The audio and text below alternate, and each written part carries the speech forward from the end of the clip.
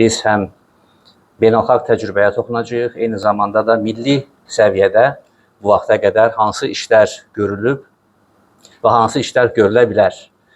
Sizlərin də iştirakı ilə o məsələləri biz müzakirə edəcəyik. Sevdirici haldır ki, iştirakçılarımız arasında kifayət qədər dövlət qurumları var ki, onlar birbaşa artıq biznes və insan hüquqları sahəsində həm məlumatlıdırlar, eyni zamanda da mən belə başa düşdüm ki, kifayət qədər də bu sahədə hansısa fəaliyyətləri olub. Bu yaxşı bir haldır və həmçinin də bizim ombudsman aparatından da bu sahəyə maraq göstərən əməkdaşlarımız var. Onları da salamlayıram. Xüsusilə bu sahənin maraqlı olması səbəbilə tədbirdə iştirak etmək istədilər. Birinci növbədə biznes və insan hüquqları dedikdə nə başa düşülür? Sadə bir dildə bunu açıqlasaq, biznes bilirsiniz ki, mənfəət üzərinə qurulur. Mənfəətin olmadığı yerdə biznesdən söhbət gedə bilməz. Amma hər bir iqtisadi mənfəətin fonunda da, arxasında da insan əməyi dayanır. İnsan əməyi varsa, demək ki, orada insan hüquqlarının müdafiəsindən də danışmaq lazımdır. Biznes fəaliyyətləri, ümumiyyətlə, bununla bağlı əməliyyatlar həyata keçiriləndə insan hüquqlarının müdafiəsi məsələsi beynəlxalq sferada, beynəlxalq arenada belə bir termin var, due diligence.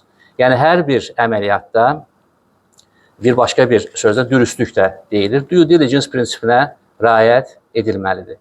İstər hansısa biznes proyektlərinin hazırlanması, istər biznes proqramlarının hazırlanması, fəaliyyət planlarının hazırlanması fərq etmir.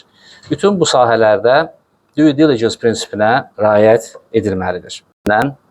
Qəbul edilmiş biznes və insan hüquqları sahəsində rəhbər prinsiplər var.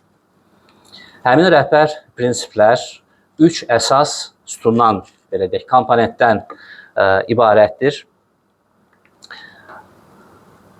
1 və 10-cu prinsiplər dövlətin qoruma, müdafiə öhdəliyini ifadə edir. 11-24-cü prinsip biznesin hörmət etmə məsuliyyəti. Bu, daha çox biznes subyektlərinə aid bir məsələdir və qeyd edilədiyim kimi, biznes fəaliyyətlərinin hər bir mərhələsində due diligence, yəni insan hüquqlarına hörmət prinsipi əsas meyar kimi qəbul edilir.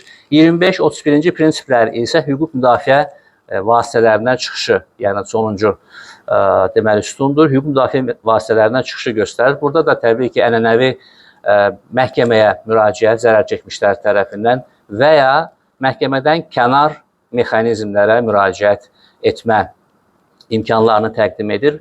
Nəzarət etməklə, qanunvericilikdə müvafiq tənzimləmələri həyata keçirməklə bunu edə bilər, müvafiq siyasətlərin qəbul edilməsi ilə.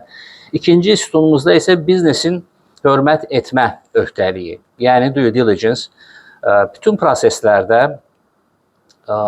proseslərdə biznes strukturları insan hüquqlarına hörməti əsas gətirməlidir, əsas öhdəlik olaraq görməlidir və üçüncü sütunda bərpa et. Yəni, əgər hər hansı bir zərər ortaya çıxarsa, zərər çəkmişlərin pozulan hüquqlarının bərpa siyasətlər sözsüz ki, insan hüquqlarına təsir edir. Nəinki insan hüquqlarına, hətta ətraf mühitin kirlənməsi ilə bağlı məsələləri də gündəmə gətirir. O baxımdan qlobal səviyyədə biznes və insan hüquqlarının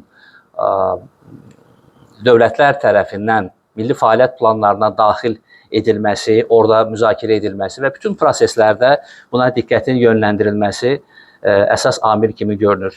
Burada biznes insan hüquqlarının təkamül, belə deyək ki, prosesi göstərilir, addım-addım. Mən təbii ki, vaxtımızın azlığını nəzərə alaraq hər bir etap üzrə, hər bir mərhələ üzrə danışmayacağım. Sadəcə olaraq son 2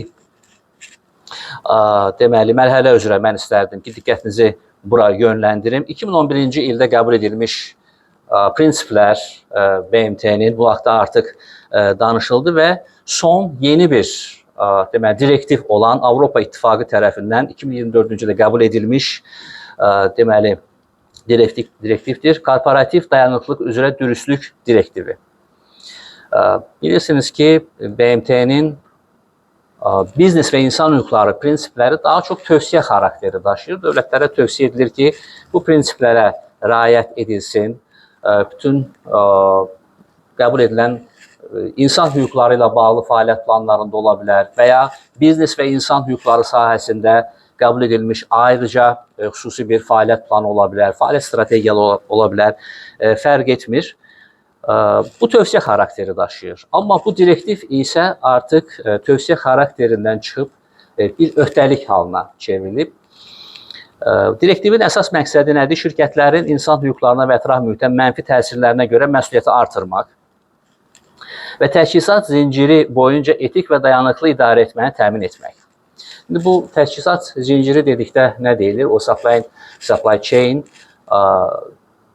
və bir sual ola bilər ki, ortaya çıxa bilər ki, Avropa İttifaqına daxil olan ölkələrdə fəaliyyət göstərən şirkətlər üçün bunlar məcburi xarakter daşıyırsa, o təqdirdə Avropa İttifaqına daxil olmayan ölkələr baxımından bu necə dəyərləndirilməlidir? Məhz təchizat zincirinə biz baxanda görürük ki,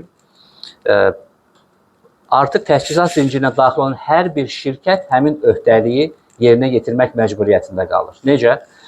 Bunu bir misal olaraq belə göstərmək olar. Məsələn, deyək ki, Avropada fəaliyyət göstərən böyük bir korporasiya, böyük bir və ya məcburi əmək halları ola bilər. Bu harda bilinir? Bu, məsələn, BMT-nin deyək ki, komitələrinə təqdim olunan hesabatlarda öz əksini tapa bilər və ya aparılan monitorinq nəticəsində həmin şirkətlərin fəaliyyət strategiyalarında bu kimi amillər diqqətdən qaça bilər və ya bunu bir şirkətin üzərinə öhdəlik kimi qoyulmaya bilər və s. müxtəlif hallar ola bilər və dolayısıyla əgər bunlar ortaya çıxarsa, o təqdirdə həmin Avropada fəaliyyət göstərən deməli şirkət müəyyən sanksiyalara məruz qalır.